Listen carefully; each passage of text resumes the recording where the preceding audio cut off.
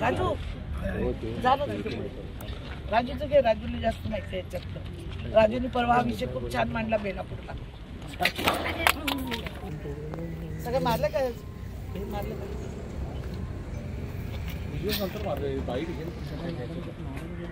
राजू तुझं प्रवीण तुम्ही काम करा, पहिले व्हिज्युअल्स घेऊन तुम्ही बघताना आम्ही काढलं जाणार. तो पण प्लॉट आपलाच आहे आणि तिथून हे करू नाही, ते सगळं तिथून एंट्री आहे मग हे असं आहे ना, अशी एंट्री आहे.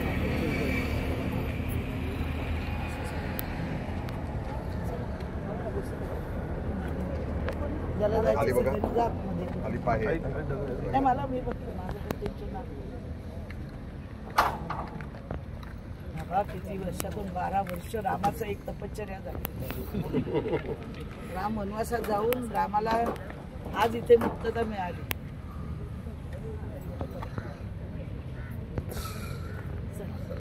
राजू झालं राजूचं काय, राजूला जास्त माहिती आहे याच्यातलं. राजूने परवा हा विषय खूप छान मांडला बेलापूरला. सगळं मारलं काय मारलं काय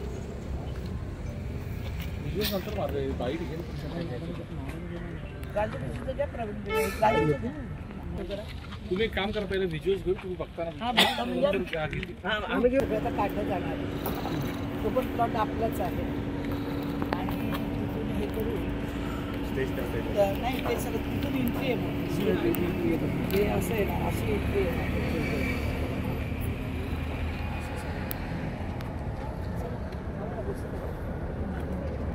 ज्याला जायचं नाही, मला मी बघतो माझं टेन्शन नाही. किती वर्षातून 12 वर्ष रामाचं एक तपश्चर्या झाली. राम वनवासात जाऊन रामाला आज इथे मुक्तता मिळाली.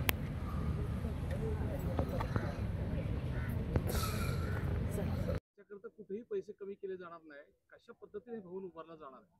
महाराष्ट्र भवन उभं करताना माननीय अजितदादा पवार यांनी सांगितलं की पैसा कमी झाले तर मी अर्थमंत्री आहे, तुम्हाला पाहिजे ते. गेल्या वेळी तेच होते, यावेळी तेच आहे नशिबाने.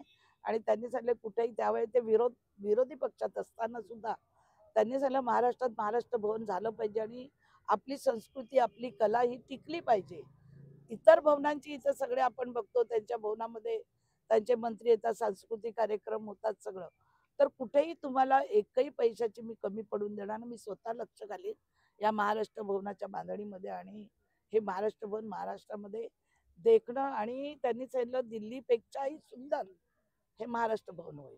एक मुद्दा महत्वाचा आहे की भवन उभारली जातात, मात्र फक्त मंत्र्यांसाठी, आमदारांसाठी, खासदारांसाठी, सर्वसामान्यांसाठी भवन राहत नाही, त्यांना तिथे रूम देखील मिळत नाही.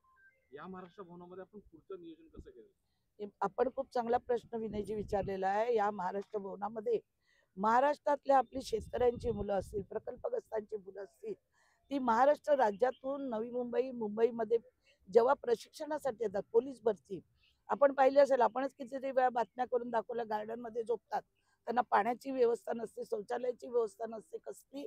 या येणाऱ्या शेतकऱ्यांच्या मुलांना असंच रस्त्यावर बसून बिचारे 2-2, 3-3 दिवस राहून, मग रेल्वे भरती असेल किंवा मुंबईला भरती असेल, तर हे मध्यभागी मध्य ठिकाणी याच्यामध्ये एक आम्ही पाठ असा बनवला की तो सर्वसामान्य मुलांसाठी त्याचा वापर केला जाईल. सर्वसामान्य लोकांना सुद्धा ह्याच्यामध्ये दिलासा मिळेल.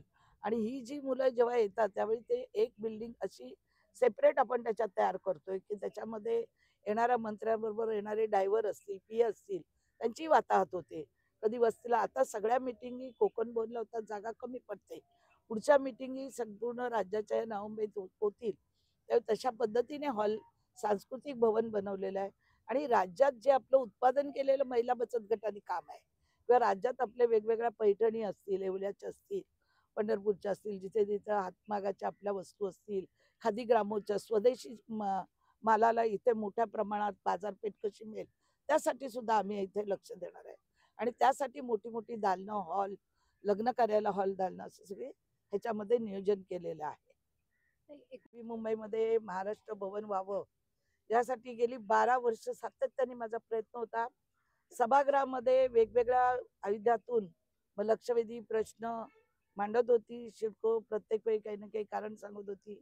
आता ह्याचं टेंडर झालेलं आहे. लवकरच येणाऱ्या 8 दिवसामध्ये माननीय मुख्यमंत्री या राज्याचे आदरणीय देवाभाऊ देवेंद्र फडणवीस साहेब, त्याचप्रमाणे आमचे आदरणीय उपमुख्यमंत्री एकनाथरावजी शिंदे साहेब, त्याचप्रमाणे आमचे अजितदादा पवार या तिघांच्या हस्ते येणाऱ्या 8 दिवसामध्ये इथं भूमिपूजन होणार आहे.